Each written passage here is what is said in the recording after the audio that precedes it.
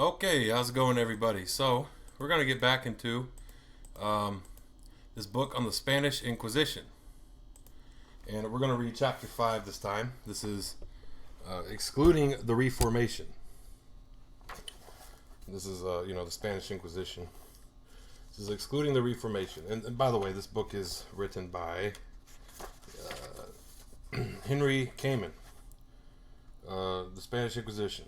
London, the Folio Society, 1998. So, yeah.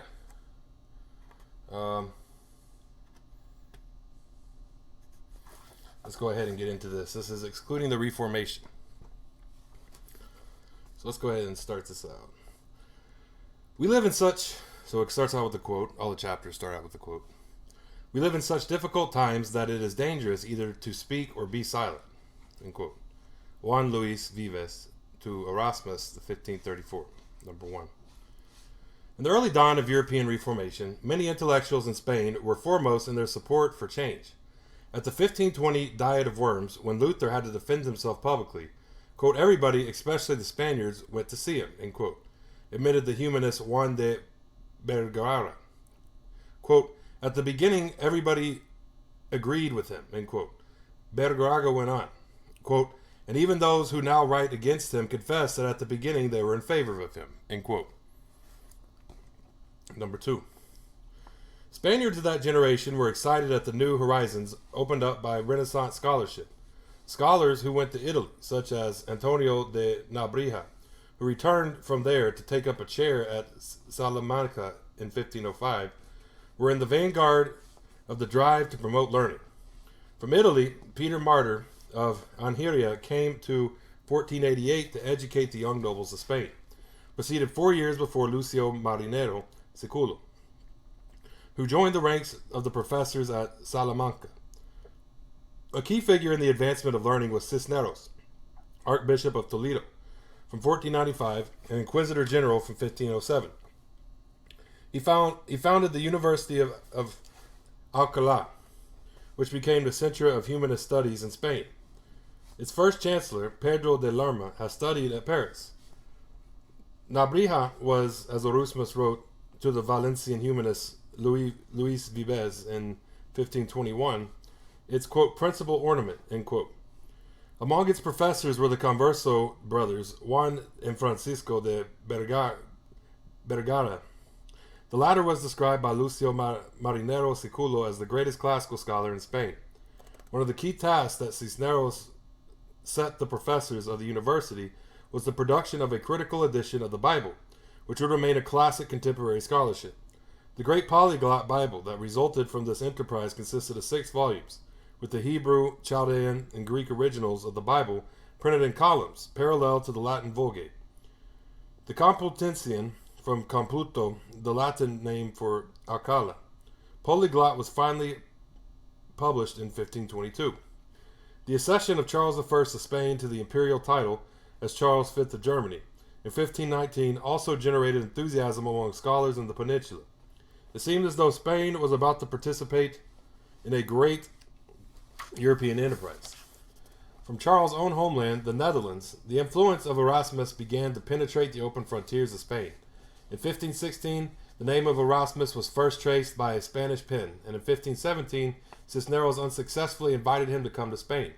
By 1524, a number of intellectuals in the peninsula had rallied to the doctrines of Erasmus, to whom Vives wrote in June 1524, quote, our Spaniards are also interested themselves in your work, end quote. The wit and satire directed by Erasmus against ecclesiastical abuses, and particularly against lax standards in the mendicant orders, found a ready hearing in a country where the highest church officials had themselves led the movement in favor of reform. The presence of prominent intellectuals and literary men in the entourage of Charles V ensured protection for the new ideas at court. Finally, the 2 principal prelates in the church, the Archbishop of Toledo, Alonso de Fonseca, successor to Cisneros, and Alonso Manrique, the Inquisitor General, were enthusiastic Erasmians. The success of Erasmus was confirmed with the translation of his Enchiridion, undertaken in 1524 by Alonso Fernandez, Archdeacon of Alcor.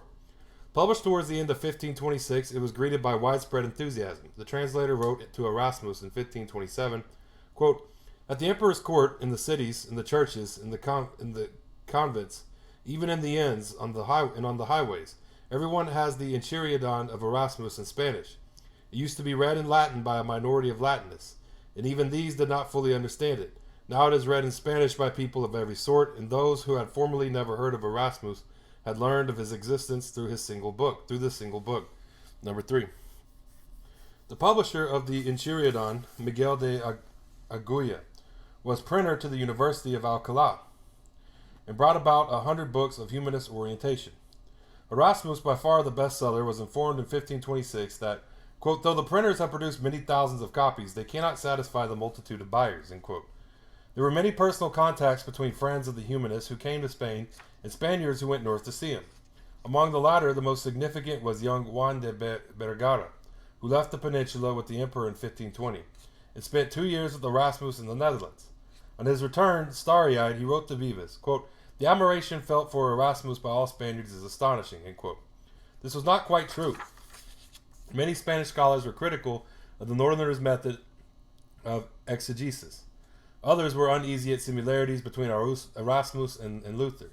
Some of the mendicant orders in particular were smarting under the satirical attacks of Erasmus and pressed for a debate on his, quote, "heresies," end quote. A conference presided over by Manrique, and including some 30 voting representatives of the orders, eventually met at Valladolid in the summer of 1527, number 4.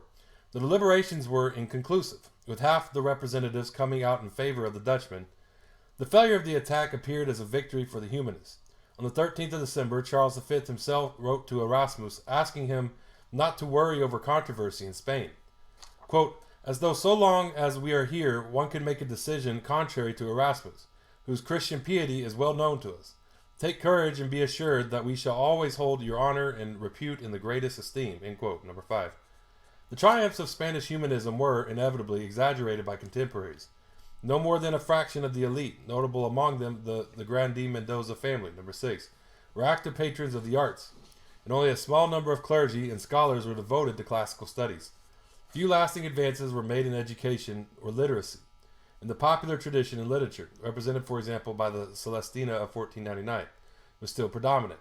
The learned aspects of humanism always took place to the influence of scholastic theology, number 7. The new learning and Erasmianism were largely phenomena of the emperor's court. Beyond its confines, even among the nobles and elite, Latin was virtually a dead tongue, studied but never spoken. Number 8. The Florentine ambassador, Guicciardini, in 1512, made an observation that other foreigners were to echo throughout the century. The Spaniards, he said, quote, "are not interested in letters, and one finds very little knowledge either among the nobility or in other classes, and few people know Latin," end quote. Regular contact with the Netherlands and Italy had by the early 1500s introduced some literate Spaniards to the art and spirituality of the North and the literature of the Renaissance. The impact was significant but small. The study of Greek never caught on. When some years later, in 1561, Cardinal Bobadilla y Mendoza of Burgos, who asked to suggest scholars with knowledge of Greek who might suitably represent Spain at the Council of Trent, he could name only 4 people in the whole country. Number 9. The opening of intellectual horizons in Spain was soon threatened from within by growth of Illuminism and the discovery of Protestants, and from without by limitations imposed throughout Europe on free thought by political events. The spiritual and devotional movements in Castile in the late 15th century were warmly patronized by Cisneros and produced a literature of which the most outstanding example of the spiritual ABC, 1527, of the Franciscan friar Francisco de Osuna, adepts of the Franciscan school, believed in a mystical method known as recogimiento, quote, "the gathering up," end quote, "of the soul to God." Those who practiced it were recogidos. Out of this mystical school, there grew up a version condemned by a general chapter of the Franciscans in 1524, emphasizing the passive union of the soul with God. The method was known as dejamiento, abandonment, and adepts were called dejados or alumbrados, illuminists. Mystical movements and the search for a pure interior religion were common coin in Europe at this time. In Spain, there was powerful patronage of mystics by the great nobility. One Alumbrado group was patronized by the Mendoza Duke of Infantado in his palace at Guadalajara. It consisted of the Beata Isabel de la Cruz, Pedro Ruiz de Acras, and Maria de Cazalla, and her Franciscan brother Juan, auxiliary bishop of Avila. Alcaraz was also connected with another group at Escalona, patronized by the Marquis of Villena. Meanwhile, a parallel group of mystics emerged in Valladolid. The chief influence here was the Beata Francisco Hernandez, whose fame as a holy woman attracted into her circle Bernardino Tobar, a brother of Juan de Vergara, and the Franciscan preacher Francisco Ortiz. In 1519, Isabel de la Cruz was denounced to the Inquisition by a servant girl of the Mendozas. There had been fusses before about other beatas, and the Beata of Piedrahita, 1512, was a famous example. And little may have come of this denunciation. But investigations happened to coincide with the alarm over Lutheranism in Germany. The inquisitors quickly realized that elements of heresy were involved. One by one, in a slow and patient inquiry that stretched over several years, the Illuminist leaders were detained on the orders of Inquisitor General Manrique. Isabel and Alcaraz were arrested in April 1524. On the 23rd of September 1525, Manrique issued an, quote, Edict of the Alumbrados, end quote, a list of 48 propositions which gives a valuable summary of their doctrine and leaves little doubt of their beliefs were indeed heretical, end quote. Isabel and Alcaraz were sentenced to appear in auto de fe at Toledo on the 22nd of June 1529. The attention of the inquisitors now shifted to Valladolid, where Francisca Hernandez had gathered around her a group of adepts who practiced recogimiento, in opposition to the method of Guadalajara mystics. Her most devoted admirer was the well-known preacher Francisco Ortiz, and she lived for a while with the rich Cazalla family. Relatives of Maria de Cazalla, her fame spread. Great lords and clergy visited her, and Erasmians such as Agulla and Tobar frequented the house.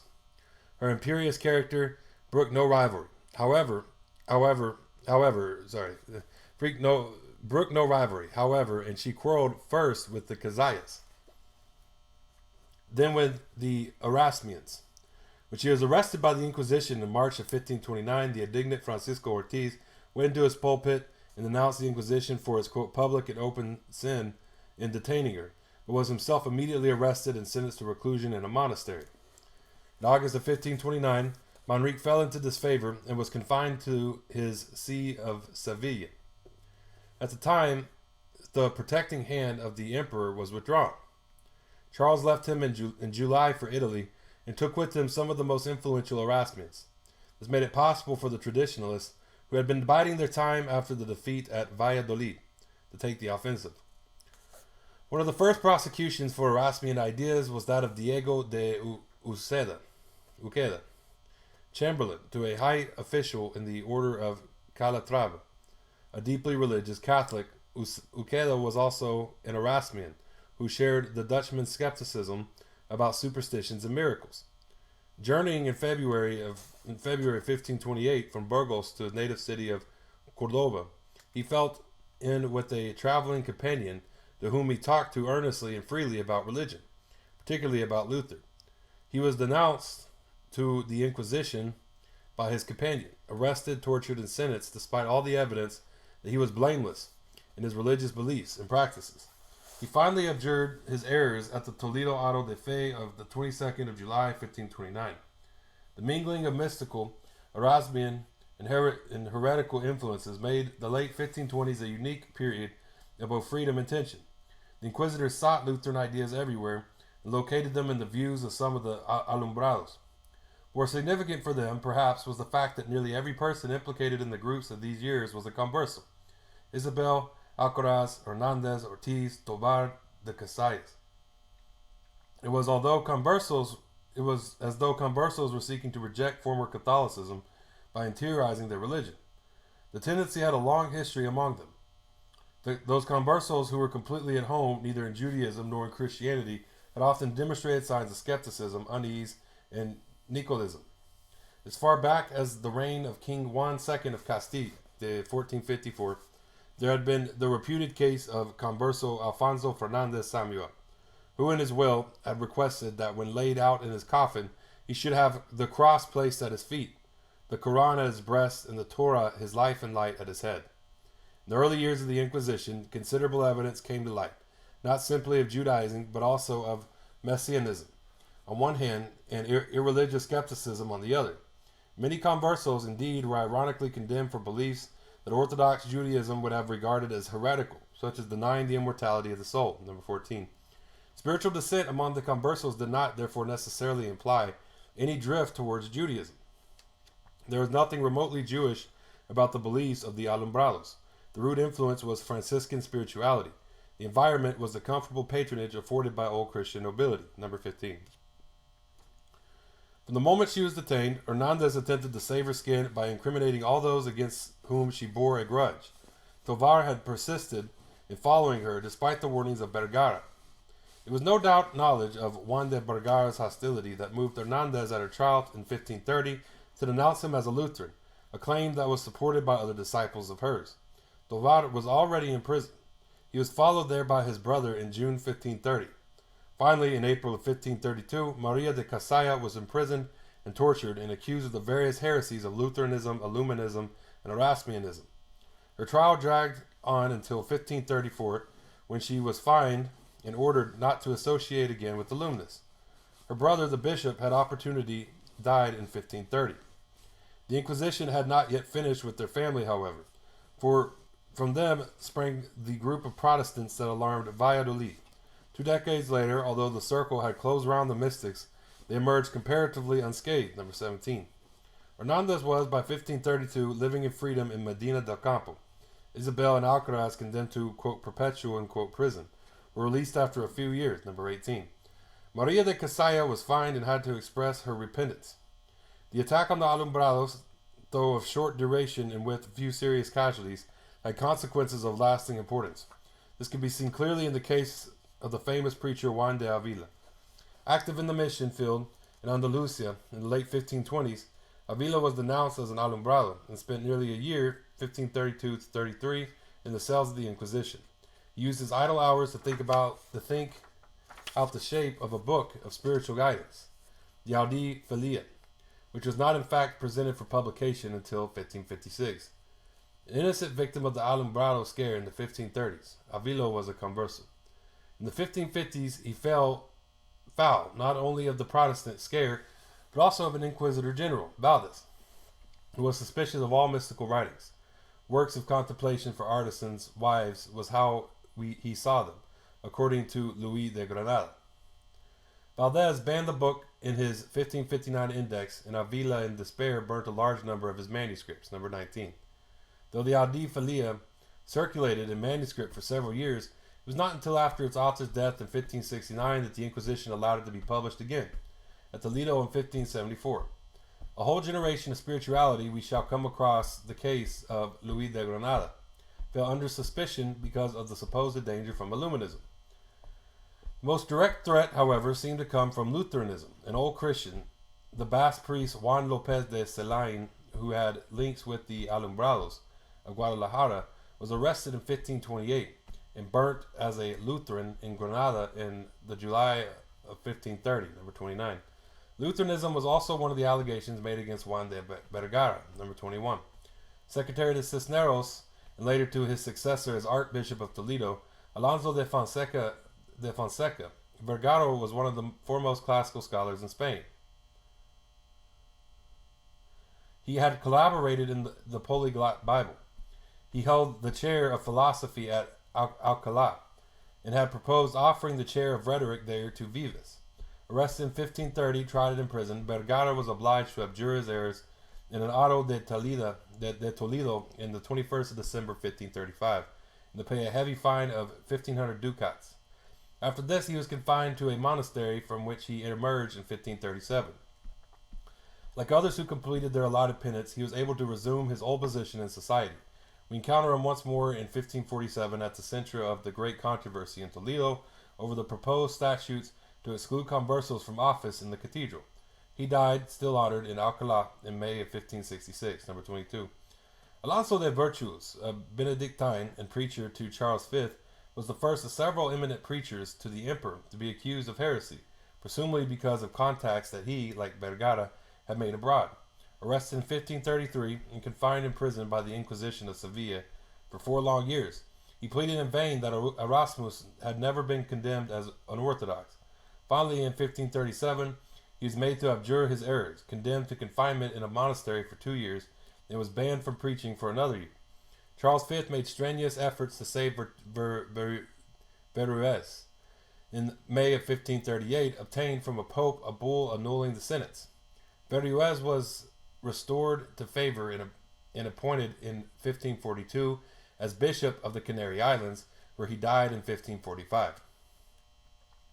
Another outstanding case, sometimes connected with the origins of Protestantism in Spain, was Juan de Valdez, also of the University of Alcalá, who in the fateful year of 1529 published his theological study, Dialogue of Christian Doctrine, which was closely based on some of Luther's early writings. It was immediately attacked by the Inquisition, despite the testimony of Vergara and others. The controversy over the book took so dangerous a turn that in 1530, Valdez fled to Italy, just in time to avoid the trial that was opened against him. His treatise was thereafter distinguished by its appearance in every index of prohibited books issued by the Inquisition, number 23. In 1533, Mateo Pascual, former rector of the Colegio Mayor de San Ildefonso at Alcalá University, and at the time Vicar General of the See of Saragossa, fell under suspicion for his links with Juan de Valdez, who was detained for a while in the Inquisition of Toledo, then released to return to Saragossa. Some years later, he left Aragon and went to live in Rome, where he died in 1533, number 24. A further casualty of the Alumbrado trials was the printer to Alcalá University, Miguel de Eguia, denounced by Francisca Hernandez for Lutheranism. He was imprisoned in 1531 and spent over 2 years in the cells of the Inquisition at Valladolid, number 25, but was released at the end of 1533 and was fully absolved. Thus fortunate was Pedro de Lerma, former chancellor of Alcalá University, former dean of the theological faculty at the Sorbonne canon of Burgos Cathedral. He fell under the influence of Erasmus and publicized it in his sermons. He was denounced to the Inquisition, imprisoned, and finally in 1937 he was made to abjure publicly in the towns where he had preached 11 propositions he was accused of having taught. In shame and resentment, the old man took the dust of Spain off his feet and fled to Paris, where he resumed his position as a dean of the faculty, dying there in August of 1541. According to his nephew, Francisco de Encinas, famous in the history of European Protestantism as Dreander. People in Lerma's home city of Burgos were so afraid of the possible consequences of this event that those who had sent their sons to study abroad recalled them at once, number 26. Such a reaction shows an awareness among some Spaniards of the problems involved. Erasmianism and the New Humanism were being identified with the German heresy, and for many, the only protection was disassociation. In December of 1533, Rodrigo Manrique, son of the Inquisitor General, wrote from Paris to Juan Luis Vives on the subject of Vergara's imprisonment. Quote, "You are right. Our country is a land of pride and envy. You may add of barbarism.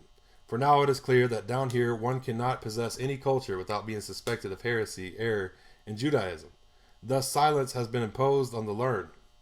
As for those who take refuge in erudition, they have been filled, as you say, with great terror. At Alcalá, they are trying to uproot the study of Greek completely." End quote, number 27. Erasmus' links with his friends in Spain were affected by the reaction. His last surviving letter to that country is dated December 1533. 3 years later, he died, still highly respected in the Catholic world, so much so that in 1535 the Pope had offered him a cardinal's hat. In Spain, his cause, as we shall see, survived, but was restricted to a few learned circles. His works remained on sale to the Spanish public for much of the century, but the tide now turned against him. The decline of interest in Erasmianism and the suspicions directed against liberal humanism seem to be justified by the apparent links between Erasmus and the growing Protestant menace. In our time, Battalion has shown how the Protestant stream, which sprang from Illuminism between 1535 and 1555, adapted Erasmianism to its own purposes, and moved towards the Lutheran doctrine of justification by faith alone, without ever formally rejecting Catholic dogma. Number 28. Many leading humanists, such as Juan de Valdez, were Erasmians, whose defections from orthodoxy were so significant as to give cause for the belief that they were crypto-Protestants. Vigilance against radical Erasmianism was therefore strengthened. The Lutheran threat, however, took a long time to develop. In 1520, Luther had probably not been heard of in Spain. Lutheran books were first sent to the peninsula, with what result we do not know, by Luther's publisher, Froben, in 1519. The first Spaniards to come into contact with his teaching were those who accompanied the emperor to Germany. Some of them, seeing in him only a reformer, were favorable to his ideas. However, a full generation went by and Lutheranism failed to take root in Spain. There was, in those years, no atmosphere of restriction or repression. Before 1588, possibly less than 50 cases of alleged Lutheranism among Spaniards came to the notice of the Inquisitors, number 29. In most of them, it is difficult to identify specifically Protestant beliefs. There was some curiosity about the heresies that Luther was propounding, but little sign of any active interest. What explanation can we offer for this astonishing inability of Protestant ideas to penetrate the peninsula? With its unreformed church, backward clergy, and medieval religion, Spain was surely ripe for conquest by the Reformation. In one major respect, however, the country was peculiarly unfertile ground. Unlike England, France, and Germany, Spain had not since the early Middle Ages experienced a single significant popular heresy. All its ideological struggles since the Reconquest had been directed against the minority religions, Judaism and Islam. There were consequently no native heresies, like Wycliffism in England, on which the German ideas could build. Moreover, Spain was the only European country to possess a national institution dedicated to the elimination of heresy. By its vigilance and by coordinating its efforts throughout the peninsula, the Inquisition may have checked the seeds of heresy before they could be sown. In the 1540s, possibly the only Spanish intellectuals to come directly into contact with Lutheranism were those in foreign universities. At Louvain, for example, where Philip II was shocked by the views of some of the Spaniards in 1558, or in France, where Miguel Servet was educated. Those accompanying the emperor's court in Germany, and those who in the opening of the Council of Trent, 1546, were obliged to read Lutheran books in order to combat the errors in them. Among the laboring classes, Spaniards occasionally came into touch with immigrant workers from France or the Netherlands, who had direct experience of the new beliefs, ideas transmitted at this level. However, were confused, distorted, and unlikely to strike root anywhere. The area most vulnerable to the penetration of foreign ideas was Seville, center of international commerce. In 1552, the Inquisition there seized some 450 Bibles printed abroad, number 30. As Archbishop of Seville, Manrique had encouraged the appointment of scholars from Alcalá to be canons and preachers in the cathedral. The times were changing, both in Spain as a whole and in Seville. In 1546, the city obtained a new archbishop who was also made Inquisitor General, Fernando de Valdez, a ruthless careerist who saw heresy everywhere, number 31. One of the cathedral preachers, Juan Gil, commonly known as Egidio, was nominated by Charles V in 1549 as Bishop of Tortosa. The appointment was quashed when Egidio was accused of heresy and in 1552 made to retract 10 propositions. Quote, "In truth," commented a member of the disciplinary committee, Domingo de Soto, quote, "apart from this lapse, he is a very good man, and his election as bishop was a good decision," end quote, number 32. Egidio died in peace at the end of 1555, number 33. In 1556, Valdez objected to the appointment as cathedral preacher of Constantino Ponce de la Fuente, an Alcalá humanist in Converso who had been chaplain to Charles V in Germany. His writings were examined for heresy, arrested by the Inquisition. He died in its cell 2 years later. Neither Egidio nor Constantino can be considered Lutherans. They were humanists who believed in a strongly spiritual religious life, and none of their views appears to have been explicitly heretical, number 34. There were certainly Protestant sympathizers in Seville. International trade links brought together in the city a broad range of people and opinions that could not fail to influence some Spaniards. Heretical books were imported in quantity.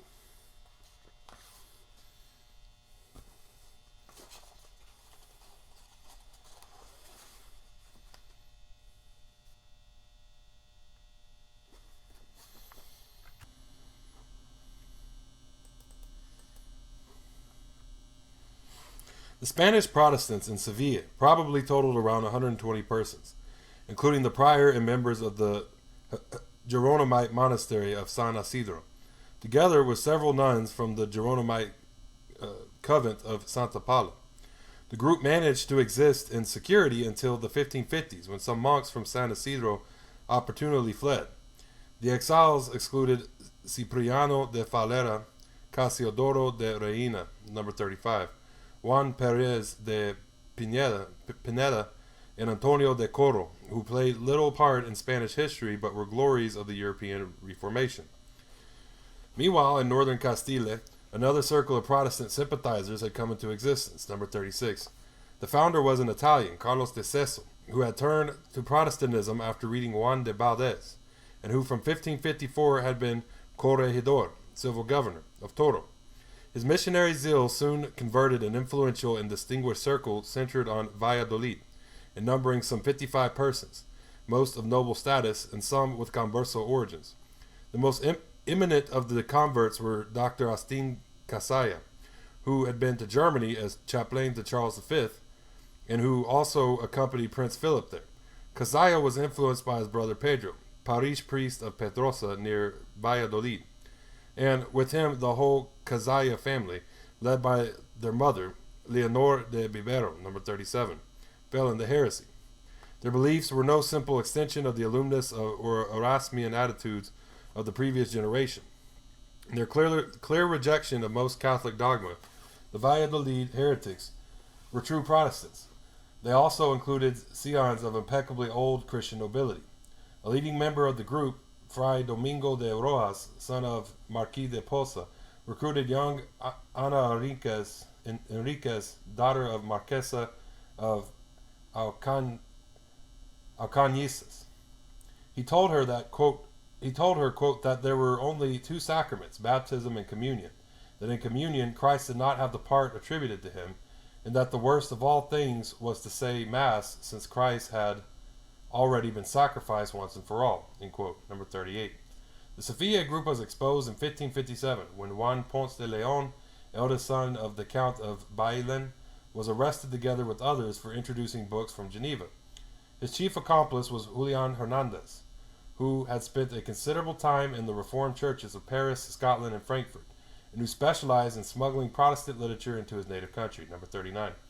The Inquisition collected information, and in 1558 made a wave of arrests, including the whole Casaya family in April and Constantino in August. A merciless repression was set in train by Fernando de Valdez, who was considered to exaggerate the menace in order to regain the favor he had recently lost with the court in Spain. Commenting on the high social origins of many of the accused, Valdez told Charles V that, quote, much greater harm can follow if one treats them with the leniency that the Holy Office has shown towards Jewish and Muslim conversos, who generally have been of lowly origin, end quote. The emperor did not need to be alerted. The sudden emergence in Spain's two principal cities of contagion, from which everyone felt the country had been free, sent shockwaves to the nation, number 40. Charles, in retirement at his villa beside the monastery of Yuste in Extremadura, saw to his horror the rise within Spain the very menace that had split Germany apart. For him, there could be only one response: ruthless repression. His historic letter of the 25th of May, 1558, to his daughter Juana, regent in Spain during Philip II's absence in the Netherlands, appealed to her to follow the tough policy that he himself had used against heresy in Flanders. Quote, I am very satisfied with what you say. You have written to the king, informing him of what is happening about the people imprisoned as Lutherans, more of whom are being daily discovered. But believe me, my daughter, this business has caused and still causes me more anxiety and pain than I can express. For while the king and I were abroad, these realms remained in perfect peace, free from this calamity. But now that I have returned here to rest and recuperate and serve our Lord, this great outrage and treachery, implicating such notable persons, occurs in my presence and in yours. You know that because of this, I suffered and went through great trials and expenses in Germany, and lost so much of my good health. Were it not for the conviction I have that you and the members of your councils will find a radical cure to this unfortunate situation, punishing the guilty thoroughly to prevent them spreading. I do not know whether I could restrain myself leaving here to settle the matter. since this affair is more important for the service of our Lord and the good and preservation of these realms than any other, and since it is only in its beginnings with such small forces that they can be easily put down, it is necessary to place the greatest stress and weight on a quick remedy, an exemplary punishment. I do not know whether it will be enough in these cases to follow the usual practice, which, according to common law, all those who beg for mercy and have their confession accepted are pardoned with a light penance, if it is a first offense. Such people, if set free, are at liberty to commit the same offense, particularly if they are educated persons. One can imagine the evil consequences, for it is clear that they cannot act without armed organization and leaders, and so it must be seen whether they can be proceeded against as creators of sedition, upheaval, riots, and disturbance in the state. They would then be guilty of rebellion and could not expect any mercy. In this connection, I cannot omit to mention what was and is the custom in Flanders. I wanted to introduce an Inquisition to punish the heresies that some people had caught from neighboring Germany and England and even France. Everyone opposed this on the grounds that there were no Jews among them. Finally, an order was issued declaring that all people of whatever state and condition who came under certain specified categories were to be ipso facto burnt and their goods confiscated. Necessity obliged me to act in this way. I do not know what the king my son has done since then, but I think that the same reason will have made him continue as I did, because I advised and begged him to be very severe in dealing with these people.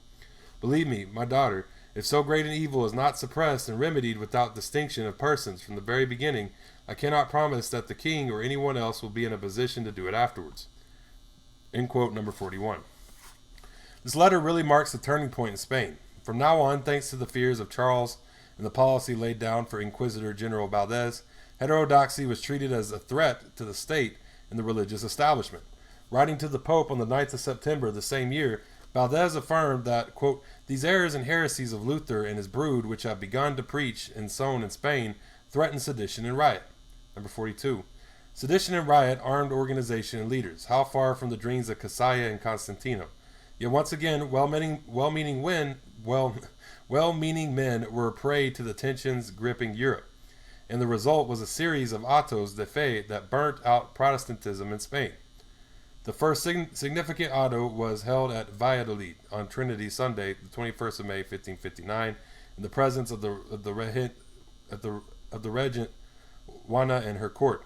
Of the 30 accused, 14 were burnt, including Casaya and his brother and sister. The only one to die unrepentant was Francisco Herrero from Toro. All the rest died repentant after professing conversion. Among them, Agustin Casaya, who blessed the Holy Office and wept aloud for his sins. The next auto Valladolid was held on the 8th of October in the presence of Philip, who had now returned to Spain, and for whom an impressive ceremony was mounted. Of the 30 accused, 26 were considered Protestant, and of these 12, including 4 nuns, were burnt at the stake. Carlos de Cecil was the showpiece. The inquisitors had for days intended to make him recant, and in fear for his life, he had shown every sign of repentance.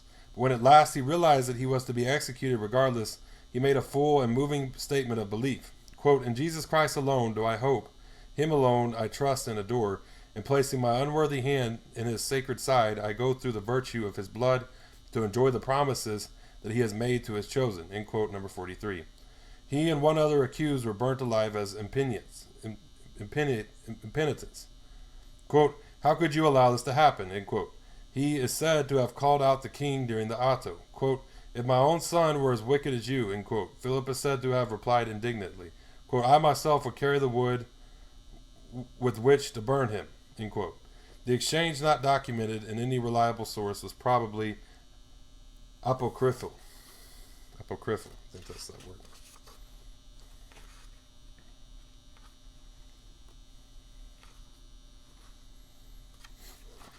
It was now the turn of Seville, where sympathy for Constantino and hostility to the actions of the Inquisition were widespread. A Jesuit reported in 1559 of the former that, quote, he was and still is highly esteemed, end quote, and that, quote, there are a great many of these murmurings against the Inquisition, end quote, number 44. The first great auto there was held on the Sunday, the 24th of September, 1559, number 45. Of the 76 accused present, 19 were burnt as Lutherans, one of them in effigy only, number 46. This was followed by the auto held on the Sunday, 22nd December 1560, number 47. Of the total Of 54 accused on this occasion, 14 were burnt in prison and 3 in effigy. In all, 40 of the accused were Protestants. Egidio and Constantino were 2 of those burnt in effigy, while those actually burnt included 2 English sailors, William Brooke and Nicholas Burton, and a native of Seville, Leonor Gomez. Together with her 3 young daughters, this auto de fe was followed by one 2 years later, the 26th of April, 1562, and by another on the 28th of October. The whole of that year saw 80 cases of Protestantism punished. Of these, 18 were burnt in person, among them the prior of San Isidro and 4 of his priests.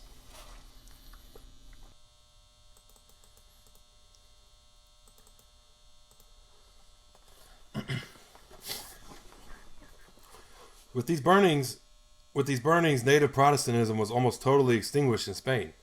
For contemporaries in 1559, it was the start to an emergency without precedent in Spanish history.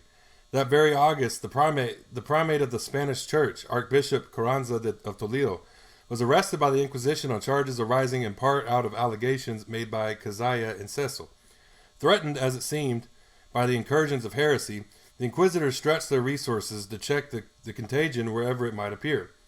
In Toledo, in September of 1559, placards were found posted up on houses and in the cathedral itself, attacking the Catholic Church as, quote, not the Church of Jesus Christ, but the Church of the Devil, and of Antichrist his son, the Antichrist Pope, in quote, number 48.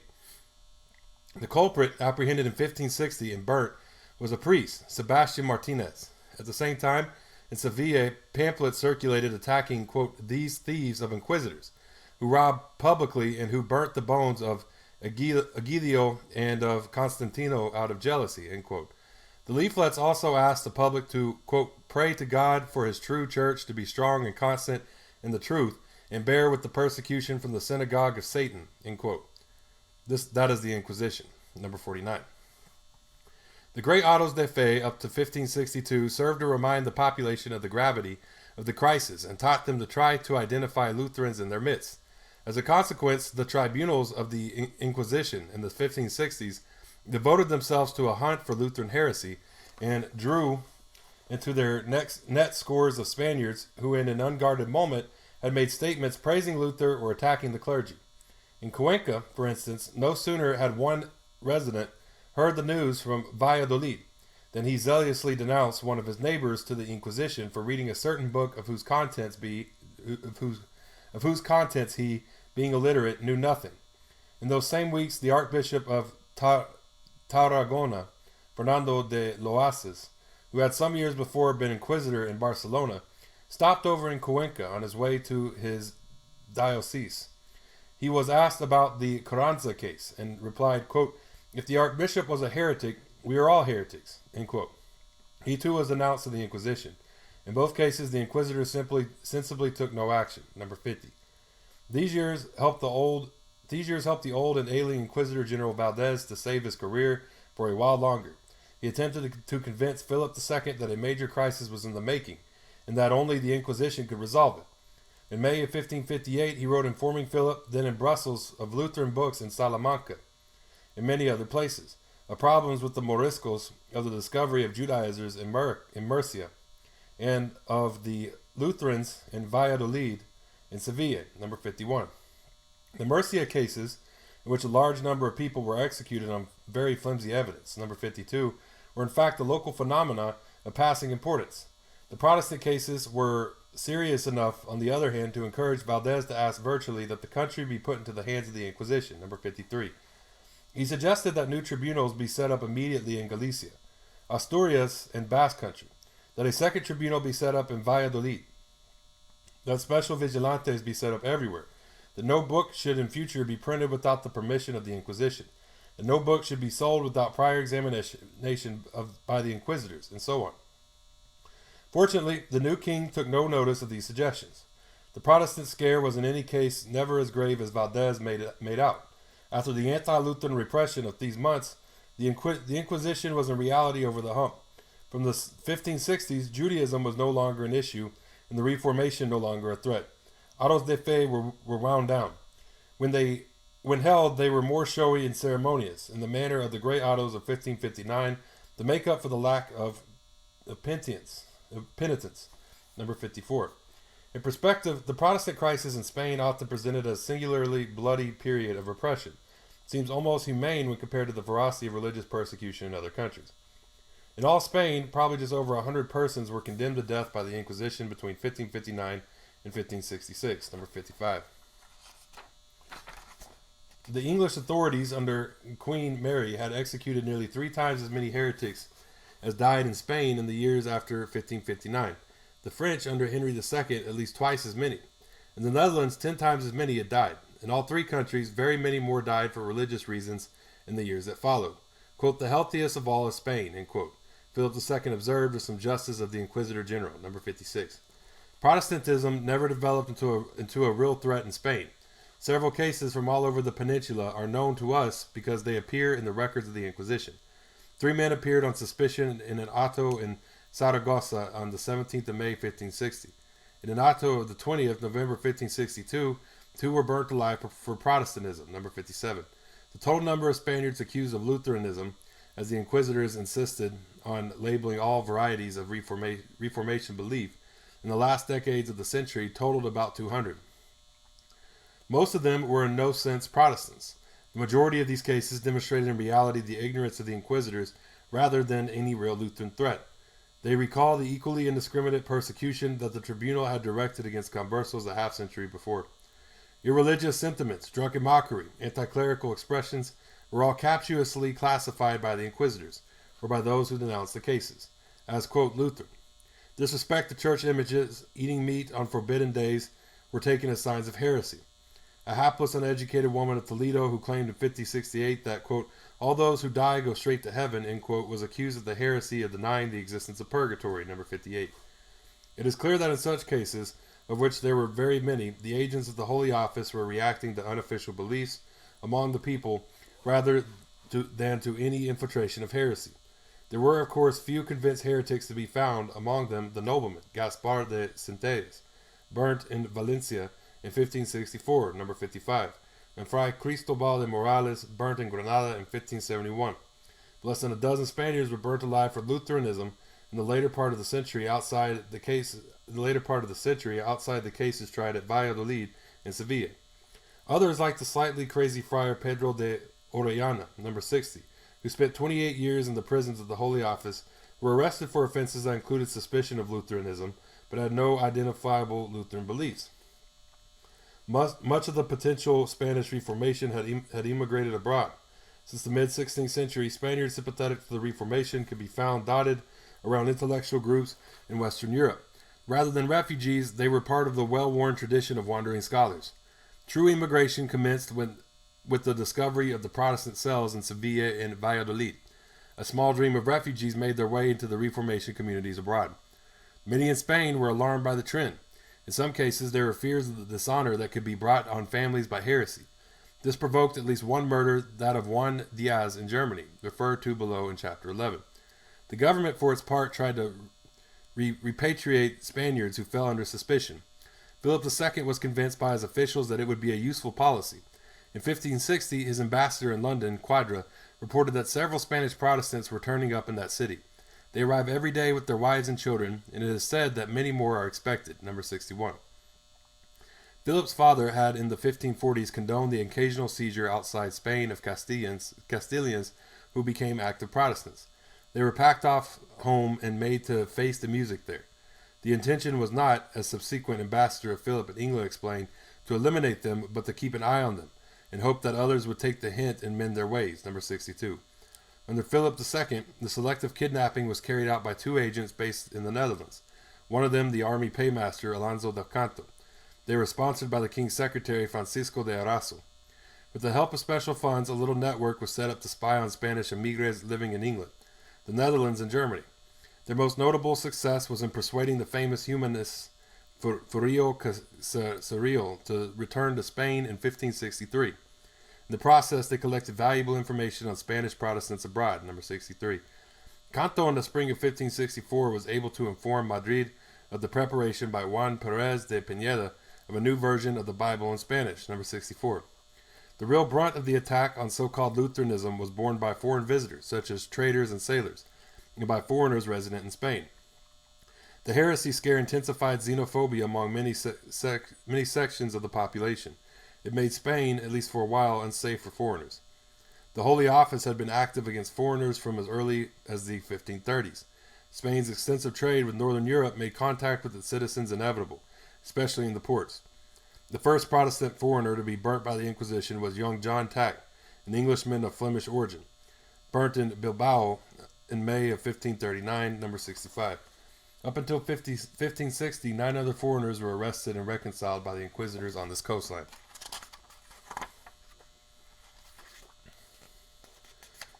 In the Toledo area of the 1560s, French and Flemish residents were those principally accused of heresy.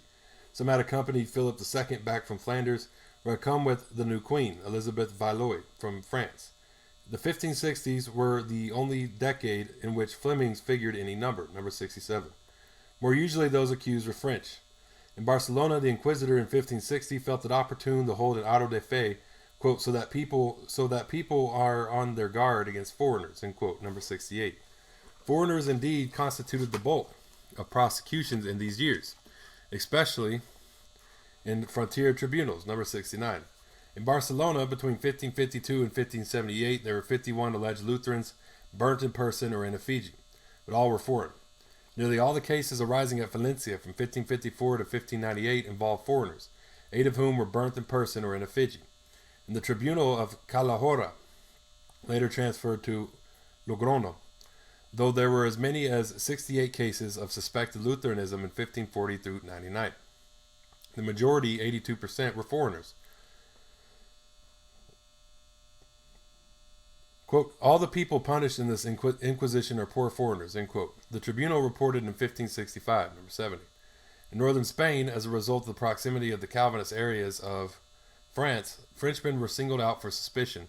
Between 1560 and 1600, the Inquisition in the provinces of the Crown of Aragon and in Navarre executed some 80 Frenchmen and presumed heretics, burnt another 100 in effigy, and sent some 380 to the galleys, number 71. The victimization of non-Spaniards by the Inquisition brings into focus its xenophobic and racialist tendencies. It had pointed the finger once at conversos and moriscos, see chapter 10. So it now pointed the finger at all foreigners, regardless of religion. The attitude, even when practiced in the Crown of Aragon, must be attributed mainly to the Castilian inquisitors. In the 1560s, the consulars of Barcelona reminded the inquisitors that they were unwise to pick on French people indiscriminately, since they must know that the greater part of Frenchmen were Catholic.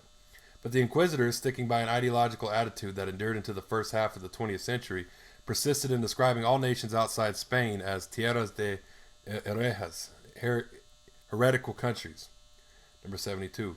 The Castilian inquisitors looked with special suspicion on the Basque and Catalans.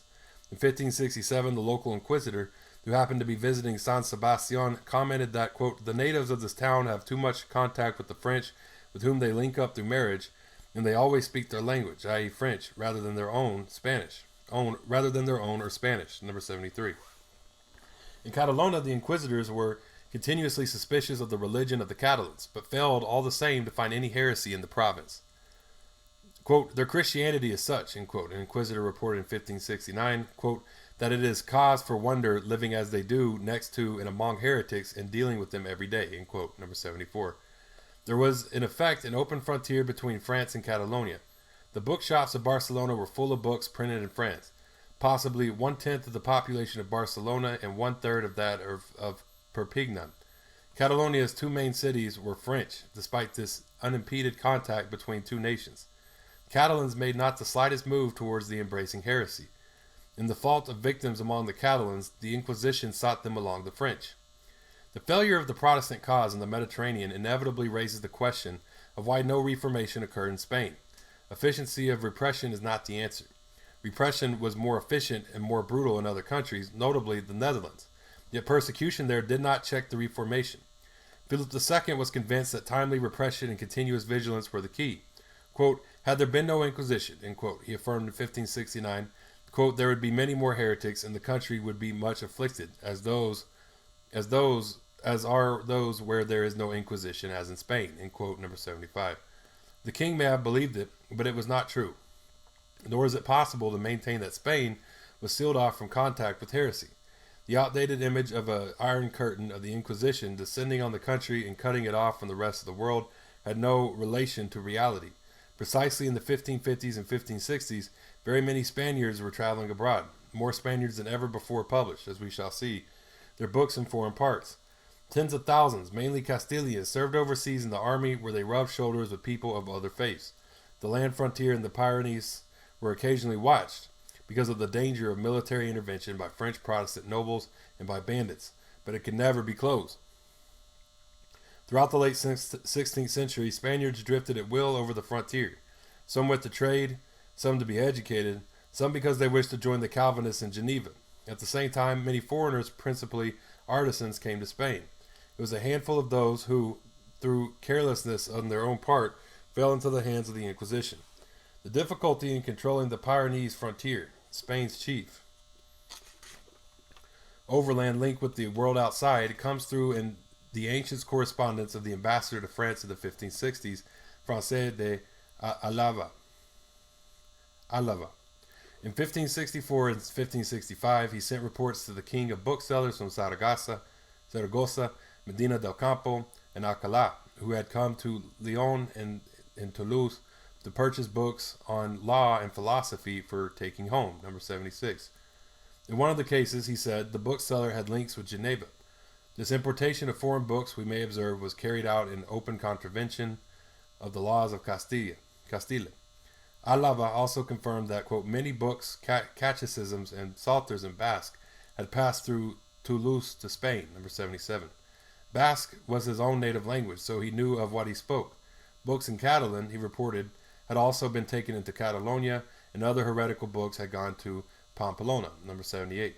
In those same weeks, the Archbishop of Bordeaux forwarded a report on a citizen of Burgos, who, quote, had taken 4 or 5 loads of heretical books in Spanish and in Latin through the mountains of Jaca, number 79.